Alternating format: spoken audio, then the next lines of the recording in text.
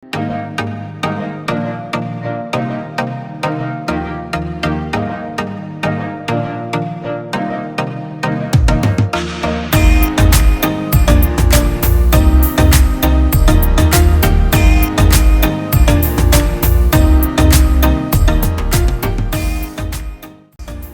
makannya 20 kilo sehari, tapi karena kondisi perairannya bagus, kemudian airnya jernih, pH-nya standar sesuai dengan keinginan iwaknya, maka pemberian yang 20 kilo tadi sampai 25 kilo karena kondisinya nyaman. Di daerah kita nih, apa-apa yang paling dominan, yang paling mudah lah dipelihara tuh? Kalau Hulu Sungai Utara ini kan kita ada karakteristik perairan yang berbeda-beda ya. Kalau hari ini kita berada di desa Kota Kecil, Kecamatan Ampel Selatan. Ya. Kebetulan di desa ini perairan kita adalah perairan rawa. Jadi yang bisa kita pelihara untuk perairan di daerah sini biasanya toman, gabus, nila, patin. Di setiap desa itu, walaupun ini sama kecamatan ya, mungkin ada juga kita untuk daerah sungai. Sungai kan ada untuk di desa Kota Raja, iya, itu beda lagi ikannya. Untuk aliran yang mengalir. Kalau ini kan rawa, air yang lumayan tertutup lah. Nggak ada aliran anunya lah kayak sungai itu. Ikannya lain lah anunya. Beda-beda, biasanya ikan sungai kita beda lagi ikan yang kita pelihara. Untuk di sini kan toman bagus begitu. Nah, kebetulan kita ada Pak Sekdes juga sini. Pak Adri, Iya. Di Kutai Kecil ini kan kita sekarang ada di kolam atau tambaknya Tauman. Iya. Selain Tauman ada apa lagi ikannya? Untuk saat ini Tauman aja Pak. Ini punya desa atau siapa ini? Ini punya desa tapi bekerja sama dengan BUMDes. BUMDes. Iya. Terus Dalam bentuk BUMDes ini Pak. Biasanya 2 keramba sekali panen gitu nah. oh, jadi diselang-seling lah, Iya. ada panen semuaan lah. Iya. Ya. Kalau di sini hampir 5 meteran dalamnya. 5 meter. Nah, ini rawa-rawa.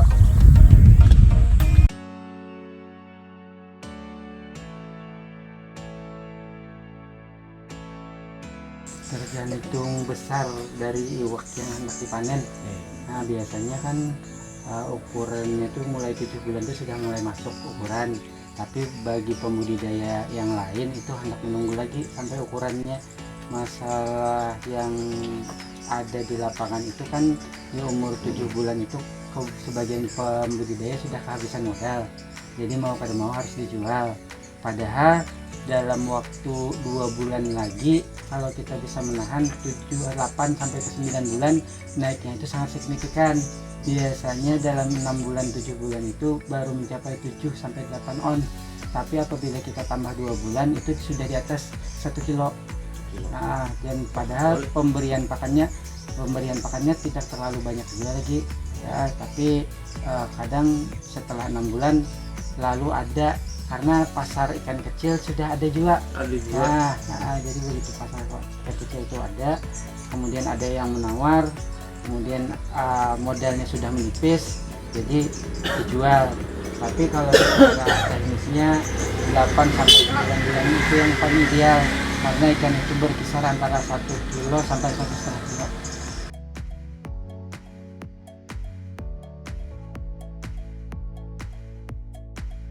Nah, kemudian Pak yang modal nih di lepian begadu 300 tuh yang harus ada di lamari ini berapa dulu cadangannya? Mungkin kalau untuk modal dulu sampai 7-8 bulan dulu lah bisa 5 jutaan. 5 juta siap dulu lah.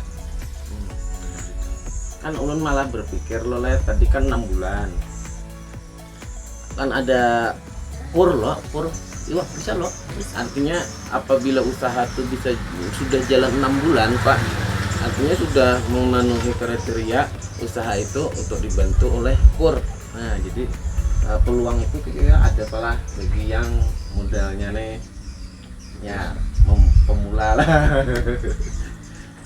khusus untuk kur perikanan untuk beberapa pembudidaya di bantaran sungai itu sudah banyak yang dapat. Bunganya kecil. Ya, kemarin kan rata-rata yang kita ambil contoh pinjaman 70 juta itu sekitar 4 juta per tahunnya mencarikan, dan keuntungan di perikanan itu pembayarannya kada tiap bulan, pembayarannya setahun sekali. Ya, jadi ada yang setahun sekali atau 2 tahun 3 kali. Jadi dihitung kira-kira berapa masa proses budidaya ini. Kita ambil contoh kauman 8 bulan. Jadi kita bisa mengajukan peminjaman di sana umpamanya 100 juta. 100 juta itu dibagi 3. Nah, 8 bulan pertama pembayaran pertama, 8 bulan 2 pembayaran kedua, di 24 bulan ke-24 baru dilunasi. Tapi ada juga yang ngambil setahun sekali. Begitu setahun panen bayari seberataan. Jadi dihitung-hitung antara pendapatannya dengan apa yang harus ditambahkan dari pinjaman itu masih menguntungkan. Nah, jadi setahun rata-rata yang pembudidaya. Jadi dari desa Kota Raja, ada yang dari Keramat itu rata-rata pinjam dari kur. Jadi sudah ada lah, sudah Nah, jalan jadi itu lah. karena kalau memang hendak pinjam ke kur kan salah satunya ada rekomendasi dari penyuluh. Iya. Nah, jadi penyuluh yang menyampaikan bahwa yang bersangkutan benar-benar melaksanakan kegiatan usaha budidaya.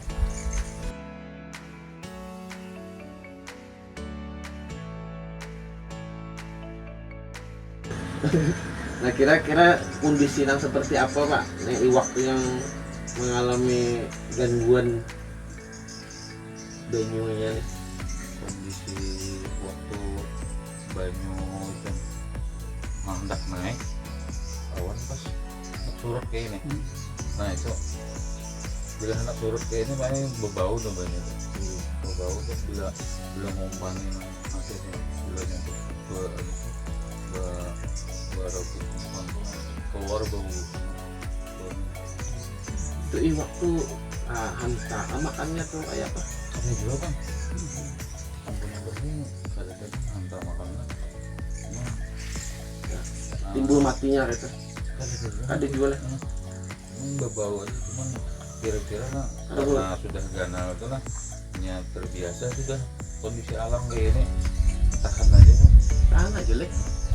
Oh. Karena ada kalau yang di Rawa ini hanya oleh yang di Kayakah pinggir sungai. Tuh kalau banyunya datang nih Pak, banyu dalamnya karuk, tuh matian tak paruh aja ada. Tuh. Gini, Kalau kauman itu kan sebenarnya habitatnya di perairan rawa. Jadi di perairan rawa. Jadi pada saat kondisi air sungai itu mendekati dengan kondisi rawa, dia mampu beradaptasi dengan baik. Tapi pada saat kondisi tertentu di mana kondisi tingkat kekeruhan air itu tinggi, seharusnya ikan itu lari ke rawa. Tapi karena ini di dalam karamba, lalu ikan bisa lari. Nah itu tingkat kematiannya. Begitu ada perubahan air, bahasa kita orang Banjar tuh iwaknya tuh amuk, hendak lari dari karamba itu. Nah jadi terjadi benturan dengan karamba itu. Benturan itu jadi setelah beberapa kali benturan dengan kondisi air keruh itu terjadi kematian. Nah jadi sebenarnya iwaknya itu hendak bermigrasi dari lokasi yang sebenarnya yang sudah kada mampu lagi beradaptasi dengan lingkungan itu, makanya bisa sampai mati separohnya.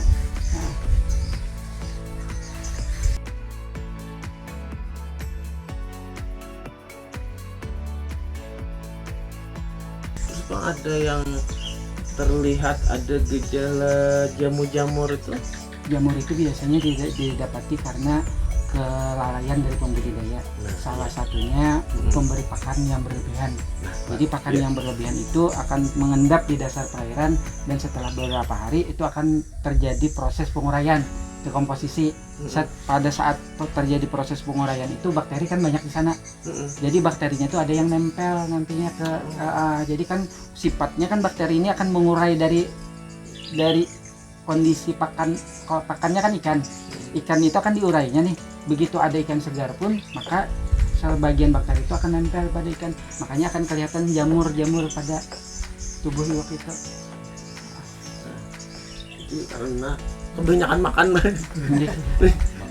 Jadi sebenarnya di tauman itu kan pemberiannya kalau di beberapa ikan introduksi seperti ikan mas, lele, kemudian ikan nila, grass carp, itu ada hitung-hitungannya. Biasanya kita hitung antara 3-5% dari total biomasnya iwaknya ada di dalam karamba itu. Kenal iwaknya.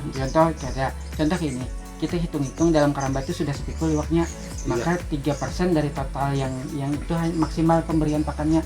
Kalau makin masih kecil bisa sampai 5%, tapi kalau sudah besar pemberiannya diturunkan menjadi 3%. Beda dengan ikan lokal seperti ikan iwak haruan, iwak gabus, kemudian ikan pupuyuh, utok, kemudian ikan tauman, itu biasanya pemberian makannya kalau bahasa kita di perikanan itu ad libitum itu memberi makan sekenyangnya sampai ini makan. Jadi model ada kontak fisik antara yang memelihara dengan iwaknya. Jadi kita bisa melihat iwaknya itu sampai batasan mananya makan. Contoh ini, harusnya makannya 20 kilo sehari, tapi karena kondisi perairannya bagus, kemudian airnya jernih, pH-nya standar sesuai dengan keinginan iwaknya, maka pemberian yang 20 kilo tadi sampai 25 kilo karena kondisinya nyaman. Begitu kondisi perairannya turun, pH-nya turun, setelah pH-nya turun, kondisi perairannya sudah kada memungkinkan lagi, yang seharusnya 2 kilo biasanya makannya cuma 5 kilo. Nah, di situ ada ikatan kita antara si pembudidaya dengan iwaknya. Begitu kita melihat iwaknya ini makannya cuma 5 kilo, stop, yang 15 kilo simpanlah. Begitu beda dengan pembudidaya yang kurang paham, harusnya 20 kilo tiap hari diberi 20 kilo tiap hari, kada mengenal dengan kondisi bahwa perairannya masih sangat baik atau perairannya sudah mulai berubah, kondisinya sudah mulai buruk. Jadi memberi 20 kilo yang seharusnya 20 kilo pada saat air bersih harusnya dapat sampai 25 kilo, ikan kekurangan pakan.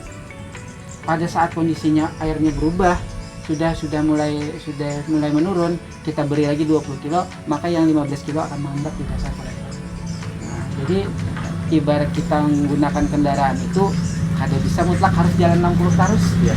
Jadi karena ada yang harus jalan 80, karena harus ada diturunkan jadi 40, atau harus berhenti pada saat kondisinya keruh, atau ada beberapa ikan yang mati, pada saat itu kita puasakan di sini.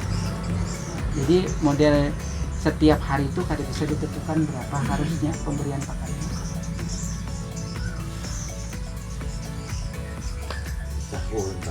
Artinya iwak yang di rawa nih, nah ini kisah yang di kolam yang terpal segala macam kan ada takarannya 3% 5%. Kalau rawa tadi butuh apa nih? Kondisi paham iwaknya tadi lah. Memahami karakteristik iwaknya. Contoh kayak gini, yang paling mendekati orang yang mau unjun itu kan biasanya kada tiap hari, karena kalau Pak lah ada yang hari ini karena ini mau makan pada saat itu, kemudian di posisi itu ada lagi iwaknya karena ini berbahaya ke lokasi lain, mencari lokasi yang lebih memungkinkan kondisi perairannya. Nah, jadi perlu pemahaman yang lebih tinggi kayaknya untuk budidaya ikan rawa nih.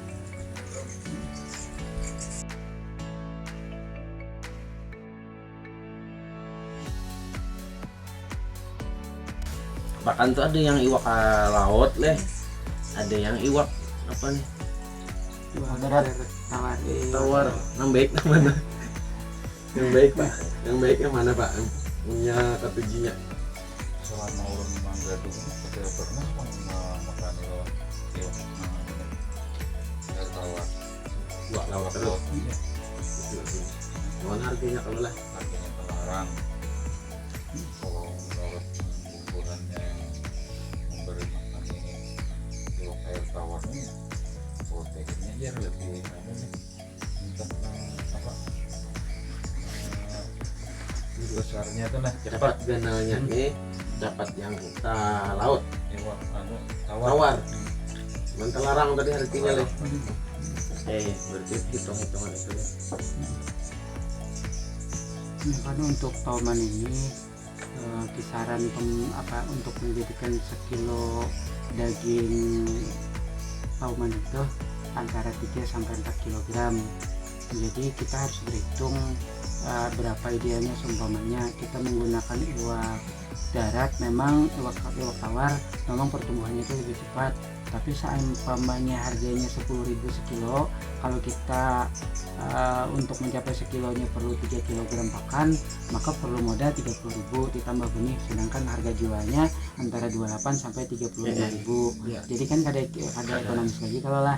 Nah, jadi kalau kita menggunakan iwak laut itu walaupun tingkat pertumbuhannya lebih lambat, karena di situ kan ikan laut itu ada kadar garam yang masih ada di iwak laut yang diberi ke kaumannya itu. Nah, kadar garam itu kalaunya masih tinggi kalau dibasuh oleh si pembudidaya, maka tingkat pertumbuhannya agak terlambat, karena kadar garam itu berfungsi untuk menahan iwak dari kena serangan virus, kena serangan bakteri. Tapi apabila kadar dibasuh pulang ketinggian kadar garam, maka pertumbuhan iwaknya lambat. Tapi perhitungannya kemarin untuk 1 kg iwak tauman itu perlunya sekitar 4 kilo. Kalau harganya 5.000 sekilo, artinya kan 20.000 ditambah benih dan macam-macamnya sekitar 20.000, 23.000. Kalau jual 28 masih ada keuntungan bagi pembudidaya. Jadi di situ selisihnya, walaupun iwak darat itu lebih cepat pertumbuhannya, tetapi secara harga lebih tinggi. Kalau masa panennya kada terlalu berpengaruh. Biasanya paling beda sebulan, antara 6 sampai 7 bulan. Nah, tapi pertumbuhannya lebih cepat. Tapi kalau kita hitung-hitung dengan menggunakan iwak laut, walaupun terlambat sebulan, tetapi nilai ekonomisnya masih dapat. Itulah ya, jadi kalau iwak baik ujungannya sedikit, iwak laut ya tadi. Bayar ya. Kalau yang kiong apa ya, Pak? Nah, kiong. Kalau kiong itu ulun pernah mencoba menimbang, memang kadar proteinnya tinggi 22% kalau kiong itu. Tetapi yang jadi permasalahan kita, untuk 1 kg kiong itu apabila dikeringkan, kering kiong itu cuma dapat 20, untuk 1 kg dapat 200 gram. Jadi itu yang jadi permasalahannya. Jadi kita beranggapan memberi taumannya 10 kilo, sebenarnya itu hanya 2 kilo, karena ini berat basah. Keong itu coba pian ambil, karena keong itu ambil sekilo, pian keringkan sedikit, diisakan dah, bahasa kita tuh diisakan baginya tuh, yang 1 kilonya itu cuma dapat 200 gram. Jadi kadang kita kenapa jar memberi keongnya nih banyak benar sudah, tapi pertumbuhannya kada terlalu banyak karena kita kada memahami berat aslinya 1 kg, berat kotornya 1 kg, sedangkan berat bersihnya cuma 200 gram. Nah, jadi kalau kita sudah memahami berat bersihnya 200 gram, maka kita kada mengalih ke sekilonya. Contohnya ulun jar memberi iwak ini sudah parak sepikul jar lawan keong, padahal sepikul itu cuma 200 kilo aja ya. Itu yang jadi aneh Pak. Kalau tingkat pertumbuhannya baik, ulun pernah lihat di daerah Putat Atas dan Pondok Babaris, di sana budidaya lele dan ada beberapa budidaya tauman dan haruan. Mereka memberi pakannya memang gunakan keong, tapi di sana keongnya besar, hampir segenggam kayak ini. Nah, dananya itu ada, kita sudah langka kalau lah yang dana kayak ini. Jadi anak-anak SMA SMP itu bila sudah bersekolah memacu anaknya tuh, jadi ulun takut nih kada apa-apa lah pian memberi keong ini kada rugi lah. Ulun sudah tahu jarnya hitungannya, bila memberi sekilo itu paling hitungannya 2 on aja ini ada masuk ke iwaknya. Jadi kalau kita memberi iwak laut itu 20 kilo kalau kita memberi keong 20 kilo aja, artinya dapatnya hanya 20%-nya dapat dari 20 kilo. Kalaunya sampingan berapa Pak untuk menambah? Jadi seumpamanya cangkang ada dipacu, dibuka gitu. Kayak itu. Jadi kalau memang makanan sampingan kada jadi masalah, bagus saja. Tapi hitung-hitungan jangan terkejut karena ulun banyak benar dia sudah menambahi sapikulan, ada menambahi sebenarnya kada sapikul cuma 20 kilo.